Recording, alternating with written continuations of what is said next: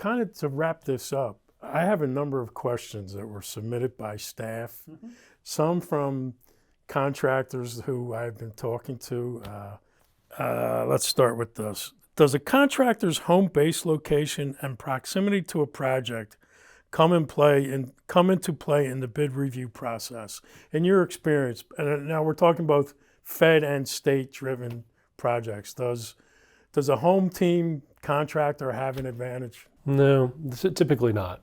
What you have to do, what does make the decision is whether the proposal submitted demonstrates that that contractor has the means by which to satisfy delivery of the products or the services, right? And if you're a Pennsylvania contractor and you want to do work at a base in Virginia, down where I live, the government doesn't care. That you just have to show that you can do it. Do you have people on staff in the area? Will you be traveling down 3 or 4 times a month? How are you going to manage that? So there's no home team advantage. Does apprenticeship utilization increase your score and make it more likely to gain an award? It depends on how the solicitation is crafted and what evaluation criteria are in the solicitation. When they put that solicitation out, there will be in that solicitation a series of proposal evaluation criteria. And if, as part of that solicitation, they have said, we want to see that you're working with academia and have an apprenticeship program or something like that, yeah, it will, and they'll give you bonus points for that. Just having an apprenticeship program doesn't give you anything unless that's important. Or stipulated. Stipulated. Retainage on work that's federally funded, is it the typical 10 to 20%? When you say, well, like warrant, they hold. Typically the GC will hold a certain amount of money on you for a set period of time. Does the Fed change? I mean, their policy on that, or is it with the GC or the prime? So each project will be different, but the payment terms will typically have. So, a simple answer to a complex question. Is there always going to be a holdback? No. If I'm buying a tangible object and I just need delivery, it's a commercial off-the-shelf item, something we call COTS, nope, that's not going to be there. If it is a service, you're providing construction services, there will typically be payment terms that specify this much at this point, this much at that point, and the final being held at final invoice payment at the final inspection by the contract administrators. It will all depend on that particular project, but there's usually something for those kinds of efforts. Gotcha. And the prime contractor is going to impose that burden on the subs as well. Gotcha. Right. Is it safe to say that in the times we're in today that those mountain of paperwork is done and 90% of what you're going to do in the process is online? Yeah, 99%. It's almost all online, even to the point that if you're going to do work with the DOD, for instance, very specifically, you have to be willing to accept payment electronically and submit invoices electronically. So the procurement process is largely getting away from paper. So the paperwork burden that you're kind of alluding to is not as onerous, I think, as it used to be years and years ago. Another question I've gotten, a contractor's workers' comp score rate, how influential is that in the review process of they becoming a Fed or state approved vendor? For instance, you have a contractor who is extremely safety conscious, and it has an unfortunate accident that was maybe the worker's fault, or he provided all the safety, and that dinged his number. Is that going to disqualify him right from the get-go? No. Again, the solicitation will call out the criteria for evaluation.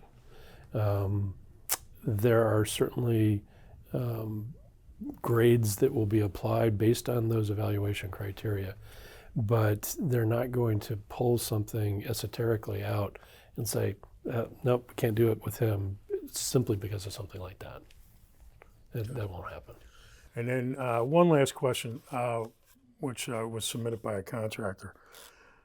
Have you seen where a project that a contractor's bidding or has been awarded, that there was a large need for a large amount of mechanical assistance, blasters, reclaimers, units, that kind of stuff?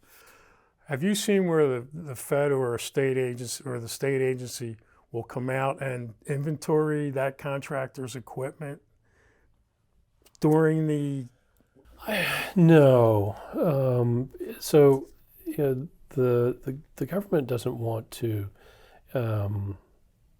get into the micromanagement of the contract. Yes. When you're awarded a contract to deliver the service, that work is called out there. It is your onus of responsibility to deliver and execute it. And if you've got more equipment than you need or not enough, that becomes your issue to manage. If the government doesn't like, it's a service contract and you have to blast and paint a bridge.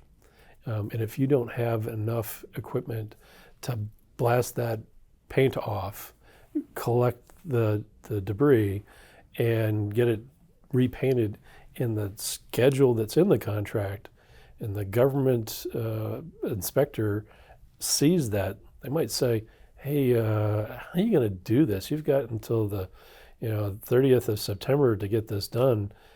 I don't see how that's possible. Well, you better be ready to answer that question. Well, I'm going to bring somebody in 2 weeks from now, and they're going to help me do this because they've got equipment that's finishing a job and it just needs to move over 100 miles. So they're not going to say, you don't have enough stuff, you need to go buy more. That's not going to happen. Yeah. How many companies, contractors do repeat business with, or are they, are they one and done, or are the ones that, is it? Well, sure. So if you've gone through the effort of doing your assessment and your market analysis, you've registered in the system, you've sought out opportunities to bid on, and you've won a contract and you've delivered, chances are, before that one was even finished, you're seeking a second one and getting ready to bid on that. Most contractors, once they get through those hurdles and they've now established themselves, find that there are benefits to government work.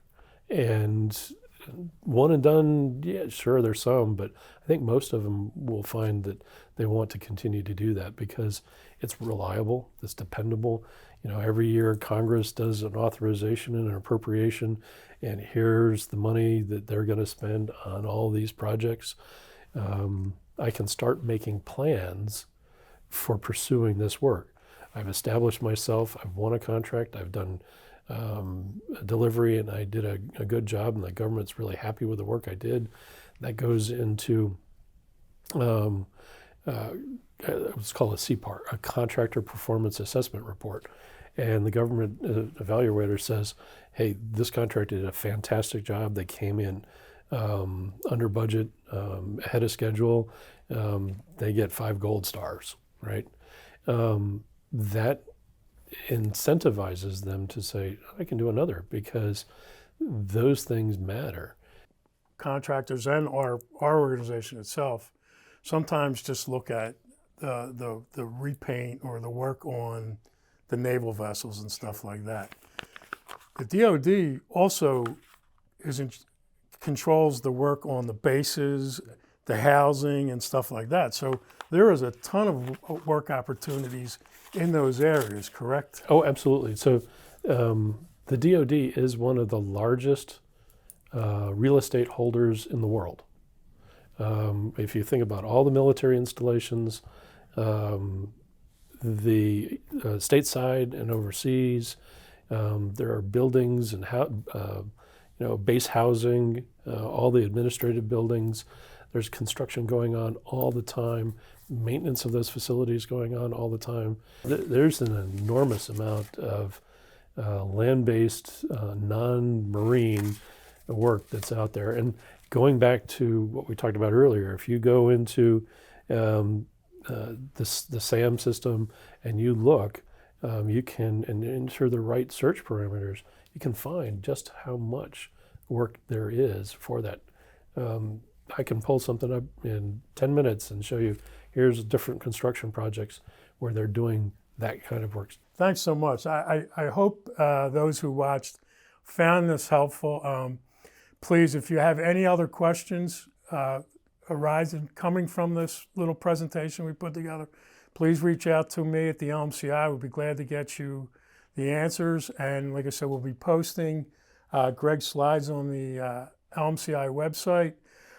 This is the first of what I hope will be a number of these type of videos geared towards our contractor base on various topics moving forward. So thank you for your time. Good luck. Be safe. It was a pleasure. Tim, thank you very much. Absolutely.